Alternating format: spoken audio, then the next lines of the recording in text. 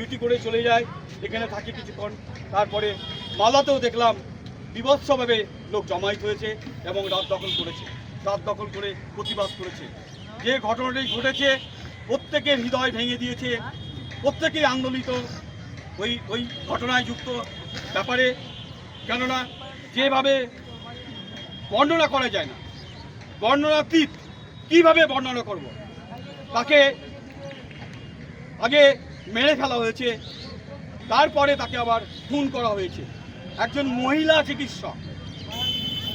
মহিলা চিকিৎসক নিষ্পাপ পৃথিবীর বুক থেকে তাকে বিদায় নিতে হলো। ৭৮তম স্বাধীনতার মুখ সে দেখতে পেল না। কি স্বাধীনতা পেল সেই মেয়েটি? উত্তর আছে কারো কাছে? কি স্বাধীনতা পেল সেই মেয়েটি? সেই মেয়েটি জাতির সূর্য হতে পারত, সেই মেয়েটি পশ্চিম বাংলার সূর্য হতে পারত। একসময় আমরা পশ্চিম বাংলায় দেখেছিলাম ডক্টর বিধানচন্দ্র রায় চিফ মিনিস্টার ছিলেন, সেই মেয়েটিও হতে পারত। বিরাট ক্ষতি হয়ে গেছে যার তুলনা নেই জগতে।